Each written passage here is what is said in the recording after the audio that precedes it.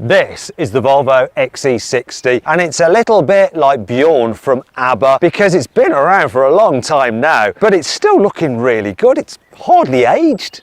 No offence to Agneta, Annie and Benny. Anyhow, we need to find out whether this car really is still a super trooper or has it finally met its Waterloo? Well, in this video, we're going to find out because I'm Matt Watson and you're watching Carwow and I'm not afraid to use terrible puns. Buy, sell, car, wow. Let's start this video by talking about the design of the XC60. Do you know what? This car was released in 2017. They facelifted it in 2021 with some revised bumpers and changed wheel designs. But other than that, it's as it was. But it still looks good. I love these lights, they're just classic Volvo. I like the chrome trim, it's just classy, isn't it? Though you can actually swap out the chrome for black trim if you want to make the car look a little bit more, I don't know, modern or less sophisticated. You can do that on the mid or this top spec ultimate version. Moving down the side, alloy wheels start at 18 inches. That's too small. 20s look really good. I like the general profile of this car. I think its bigger brother, the XC90, just looks overly long. I could tell you about something else that's overly long, but I'm going to move on instead. Let's go to the front. Once again, here from the front, it's got a really classic look, and as I said, at the back, you can change out this chrome on the top two spec versions for black if you want to, but I say no. This looks good as it is right here. A smart looking car which looks like it's worth every penny of the starting price, which is just under £48,000, though it goes all the way up to £68,000. Now if you want to check out the latest prices of all the latest cars, just hop onto Carwow. Also, you can see how much money you can save on one of these through Carwow, and the saving at the moment is £7,500. That's all right. Now, if you want to save money on a new car, just click on the pop-out banner up there or follow the link in the description below to go to Carwow.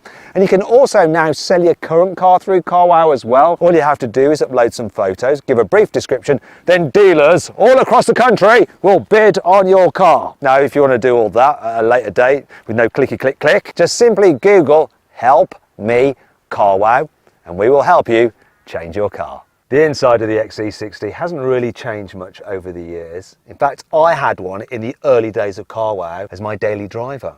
It appears that I haven't aged quite as well as Bjorn from ABBA. One thing that I can tell is different is the digital driver's display. So before on entry-level cars, you had a analog dial pot digital setup. Now they are all digital. Though to be fair, it's quite a dark and slightly boring digital driver's display. The main infotainment screen is the same as it's always been, so it's portrait and you control most of the car's functions through it, which is a bit of a faff because some of the icons are quite small. Plus you also have to control the air conditioning and climate control system through here, so that's not ideal while you're driving along. It's much easier to just turn down the temperature by turning a dial quickly.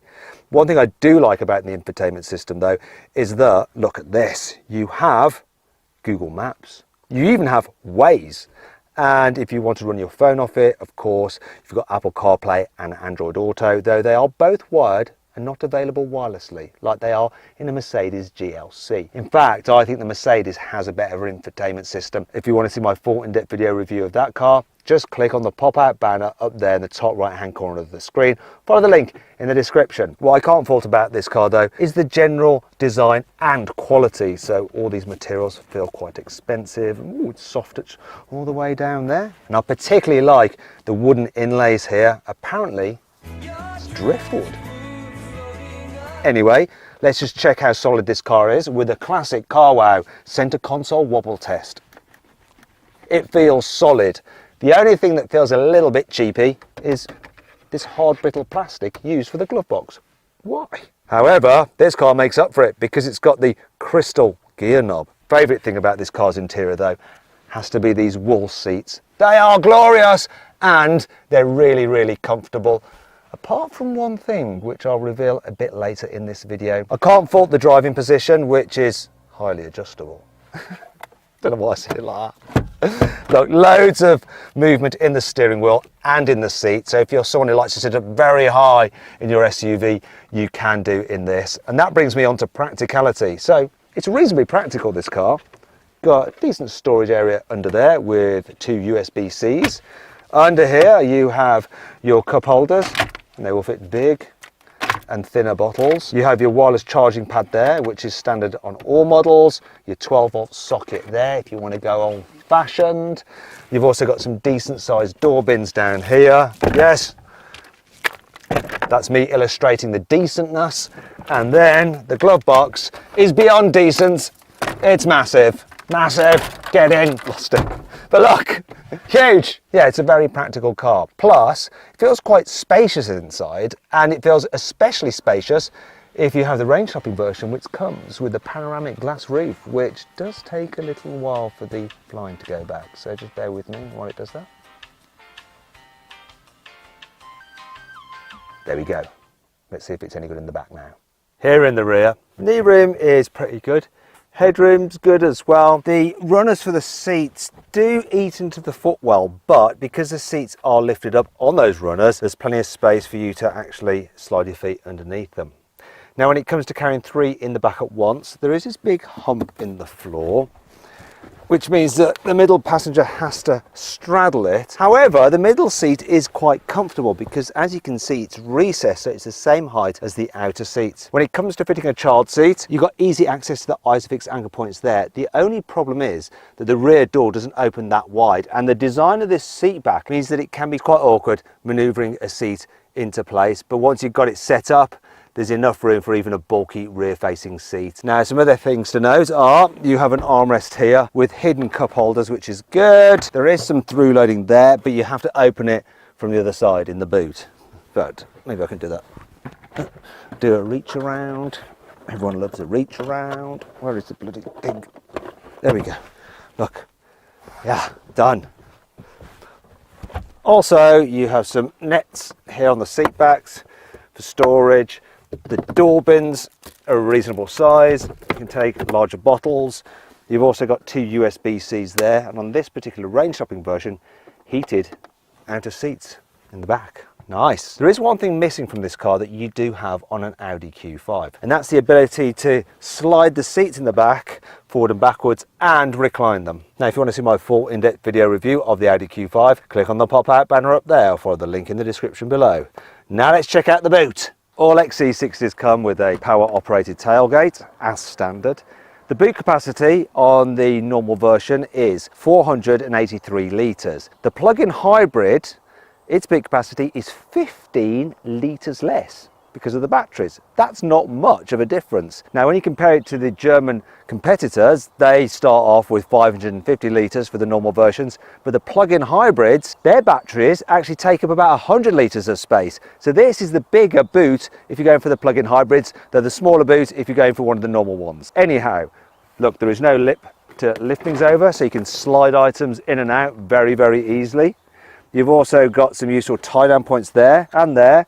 12-volt socket there, place to hang your shopping off there, and to fold down the rear seats you have to actually lean in like that to do it, but I like the fact that on this range topping version the rear headrests just automatically flop down, and now I can release the seat. There we go. And we have a completely flat load bed, which is really good when you want to slide items straight to the front. Love all of that stuff. What I don't love so much is the fact that there's nowhere underneath this false floor to store the parcel shelf. That feature's good, but to make up for this. And that brings you on to 5 annoying things about the Volvo XC60. While you can adjust the lumbar support and the under thigh support on this seat, you can't adjust the headrests at all. Not at all. They're completely fixed. Why couldn't you just move them a bit? Some people might like to move them. I'd like to move them, but I can't.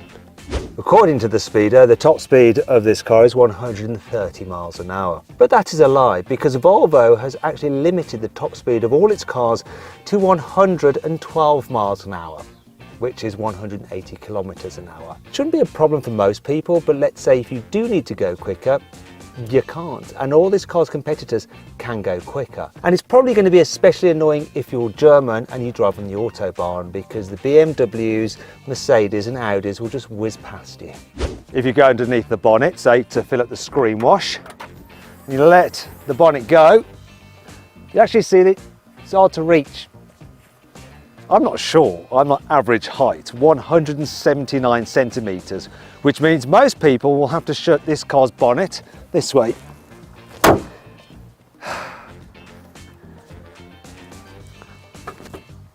Done. Unlike most other cars, there is no shortcut button to quickly access your driving modes. No, instead you have to do this. Press this cog down here, which is quite small, then press this tab here, which once again is quite small, and then press these buttons for the different modes, which once again are quite small and difficult to press while you're driving. Brilliant idea. Also, there's no individual mode where you can set up the car's steering, throttle response and suspension just as you like it. However, it's not all bad, and that brings on to 5 cool things about this car. For instance, one thing you can change is what the car does when you're stationary. You can either have it creeping forward like an old school automatic, or you can turn the creep off, put the car into B mode for maximum regen braking, and then you have full one pedal driving. Where the bloody hell have I left my car? Oh, I know what I can do. The key fob has a panic button which will sound the alarm when you press it, but I can use it to locate it in a busy car park or when you're in the wilderness and you don't know where you've plonked the thing.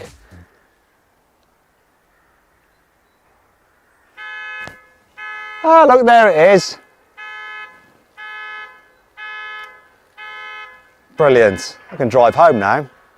The washer jets for the windscreen are actually built into the windscreen wiper, which means that when you spray them, spray doesn't go everywhere and get people around you soaking wet. It also means that when you're driving along, you're not suddenly blinded by spray before it's cleared by the windscreen wipers. It all happens in one single safe moment. You can spec the XC60 with special little child booster seats in the rear seats. I don't have them fitted to this car, so I'll illustrate what they do with this. Oh look, that's better. I'm nice and safe now.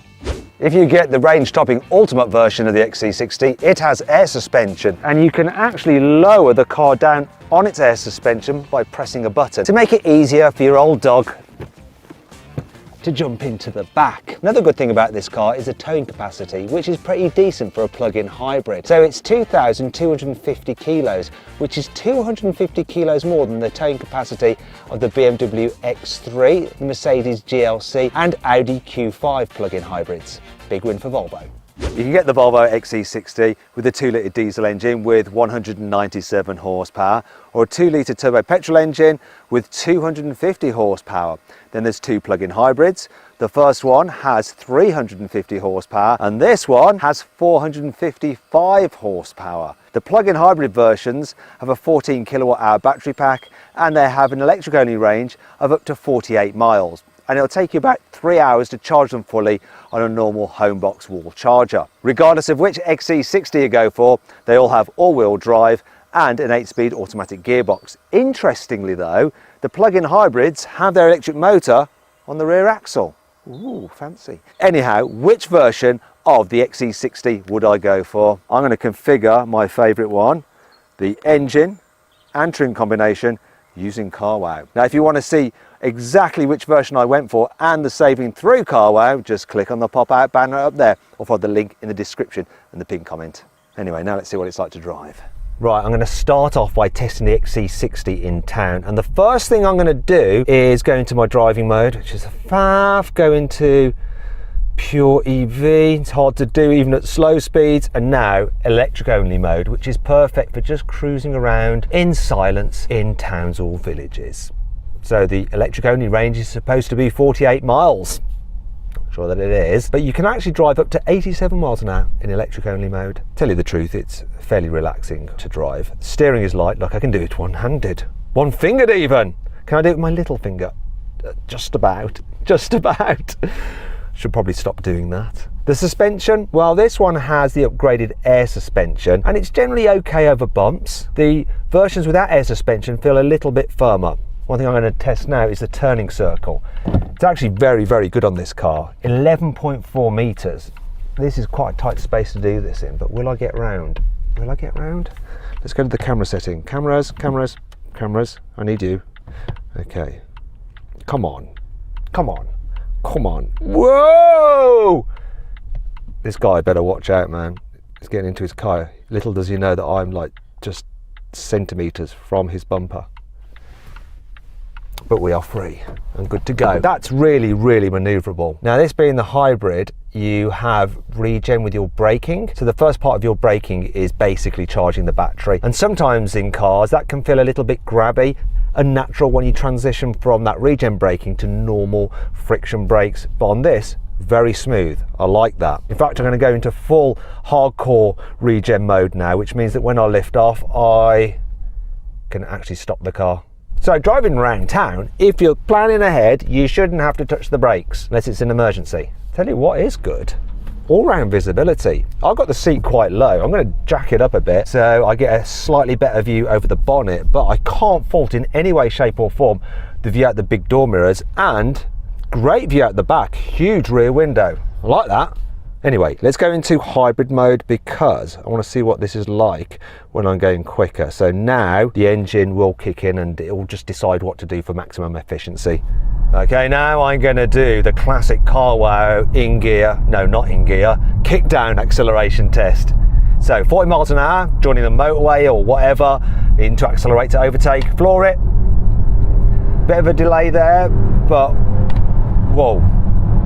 Once the system figures out that it wants you to accelerate, it definitely does accelerate strongly. Quite impressed by that. So what's the rest of the higher speed driving experience like? Well, I'm noticing a bit of noise from the road, bit of noise from the door mirrors, bit of wind whistle. The suspension, you get a little bit of a shudder through the body when you hit like an expansion joint on the motorway. It's not quite as comfortable as a Lexus NX, and if you want to see my full in-depth video review of that car, click on the pop-out banner up there or follow the link in the description below. Let's just check the economy. So this thing is supposed to do 288 miles per gallon, but what is the reality? Well, the long term, over 187 miles, is saying 31.6 miles per gallon. That's the reality of some of these plug-in hybrids. If you drive them a long distance, you're effectively just running on petrol power. And then they're not that efficient. You basically have them for the tax break that you get, because you get lower benefit in kind on company car tax, because they have lower claimed emissions. You really do need to charge them regularly to get the best economy out of them. It's the way it is. Finally then, let's try out this Volvo XC60 on a twisty country road. Now I'm going to go into power mode. Yeah. Oh, yeah. It picks up quicker. It does. Bit more urgency from that electric motor as soon as I dab the throttle. It's also obviously holding the car in gear as well for longer, and it kicks down a gear quicker as well without me having to absolutely floor the throttle. It feels a bit more racy. It feels a bit more like, it doesn't actually feel like 455 horsepower if I'm being brutally honest, but it feels quickish. As you go quicker and on bumpy roads, you do notice the suspension's a little bit bobbly. Will that be paid off in terms of the handling? Is it going to stay nice and flat? Well, here comes the first corner. What are you going to do, Volvo?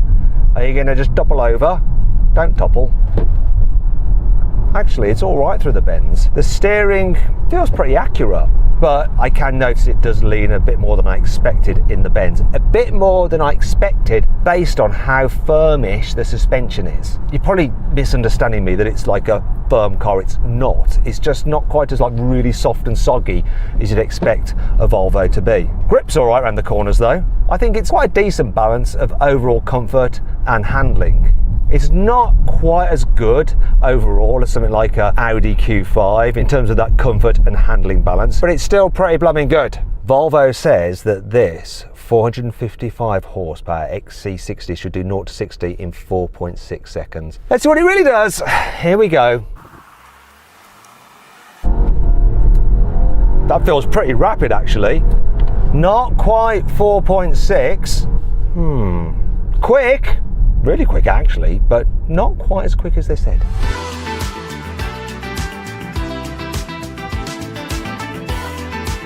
So then, what's my final verdict on the Volvo XC60? Should you avoid it? Should you consider it? Should you shortlist it? Or should you just go right ahead and buy it? Well, I think that if you're a fly, you're going to go right ahead and buy it. It seems to attract the things like nobody's business. That's some crazy swarm. Anyhow, everybody else, for humans, you should shortlist the Volvo XC60. It really is still a great all-round family SUV. Anyway, I hope you enjoyed the video as much as these flies have. If you want to watch some more videos, click on those windows there, and if you click on that box there, you can go to CarWow to change your car. Not only can you buy your next car through CarWow, you can sell your current car through us as well. All you have to do is upload some photos, give a brief description, and then dealers all across the country will bid on your car. It's simple. Now bugger off, you flies.